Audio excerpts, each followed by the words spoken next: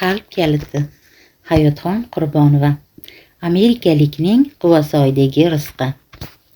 Tanishimiz Hakimaxon o'zini o'tga cho'qqa ursa-da, ro'zg'orida baraka yo'qligini, naq 4 joyda ishlab topgani qayoqqa ketayotganligini bilolmay hayron ekanini aytib qoldi. Endi bir tijoratga ham o'zimni urib ko'raymi? Daraxtni silkitsang, tijoratchi yog'ilyapti. Nima dedingiz Hayotxon opa? deb so'radi u. 10 joyda ishlasangiz ham Xudoning aytgani bo'ladi, Hakimaxon, dedim. Ota-onangiz kim bo'ladi-yu? Qachon tug'ilasiz? Qanday kasb-korni egallaysiz? Umr yo'ldoshingiz kim bo'ladi? Nechta farzand ko'rasiz? Rizqingizning kengligi yoki torligi, boy badavlat yashash yoki kambag'allik va hatto bugun qanday ovqat yeyishingizgacha hammasi peshonaga taqdir qilingan. Ruhingiz, jismingiz tug'ilmasidan avval shu taqdirni tanlab yerga tushgan. Sodda qilib aytganda, ruh o'z ixtiyori bilan shu hayot dasturini tanlagan.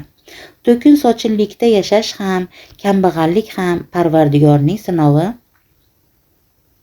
Boy badavlat bandam o'zidagi molu davlatini mendan deb bilib shukr qilarmikin, saxovatli bo'larmikin? Kambag'al bandam yo'qchilikka sabr qilib, toat ibodatda sobit turarmikin? derkan yaratgan. Eshigingizga 2 dona non ham Allohning amri bilan kiradi. To'ppa to'g'ri, dedi Hakimaxon. Tunov kuni osh yegim keldi deng. Ishga ketayotib qizimga go'shtsiz bo'lsa ham zirvagini qo'g'rib qo'yishni tayinladim. Maosh bersa guruch olgach kelarman, dedim. Maosh bermadi. Hafsalampir uyga qaytsam, to'kin dasturxon. Qizim osh damlayapti. Qo'qonlik E'tiborxon xolam keldi. Ichkarida dam olyapti. Bir qop guruch olib keldi, dedi qizim sevinib. Sholi ekishardi, hosil yaxshi bo'libdi-da, dedim. Ko'rdingizmi Hakimaxon, o'rtog'ingiz sholi sepayotganida Alloh sizning rizqingizni ham qo'shib qo'ygan.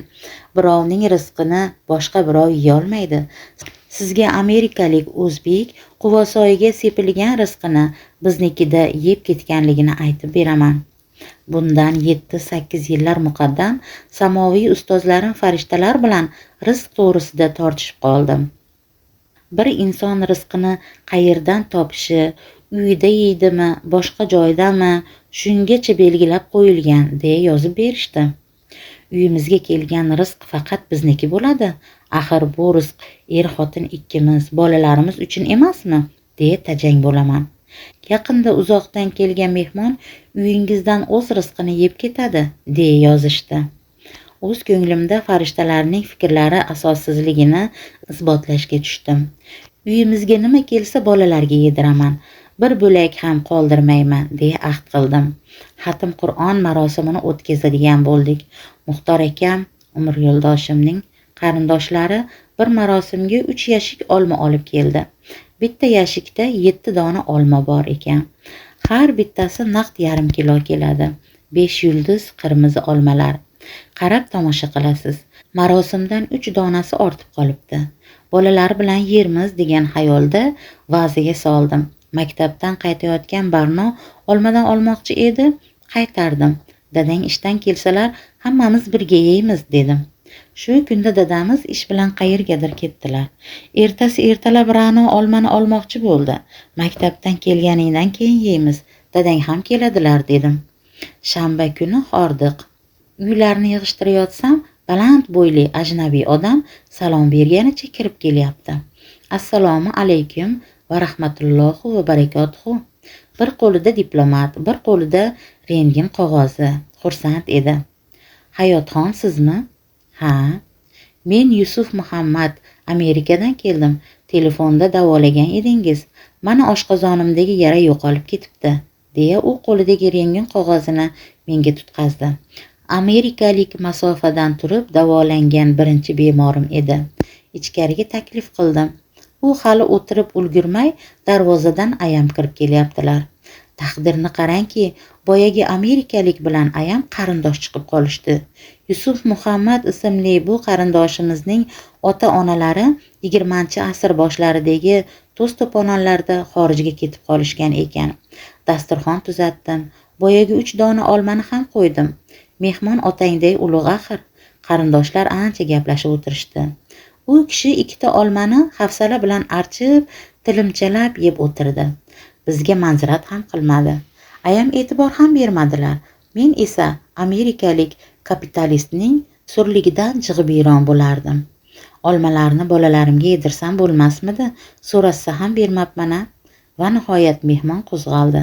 Xayr xo'shlashib chiqib ketarkan, darvozaga yoniga yetganda ortga o'girildi. Qarindosh, vatanning o'sha olmasini olib ketsam maylimi? Dedi ko'zlariga yosh to'lib. Bolalarimga deb ilinib turganim olmani amerikalik oldi ketdi. Farishta ustozlarim shunday deb yozib berishdi. Siz qanchalik qarshilik ko'rsatmang, Alloh uyingizga sepib qo'ygan rizq ro'zni amerikalik yeb ketdi. Axir Ar-Razzoq bo'lmish qodir Alloh Quvasoylik falonchining bog'idagi olmalar gullayotgandayoq mevasini amerikalik Yusuf Muhammad yeyishini belgilab, dasturlashib qo'ygan. Olma uyingizga kelishi uchun Muxtorjonning ko'ngliga xatm Qur'on marosimini o'tkazishni soldi. Muxtorjonni Quvasoylik birodari bilan bozorda uchrashtirdi. Marosimga olib kelishini Quvasoylikning ko'ngliga solgan ham o'zi.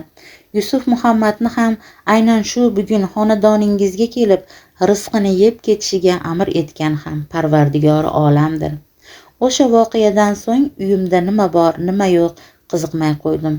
Alloh o'zi neniki yaratgan bo'lsa, barchasini, shu jumladan odamzodni ham rizqlantirishiga iymon keltirdim. U yo'q, bu yo'q deganim bilan hech nima o'zgarmaydi-ku.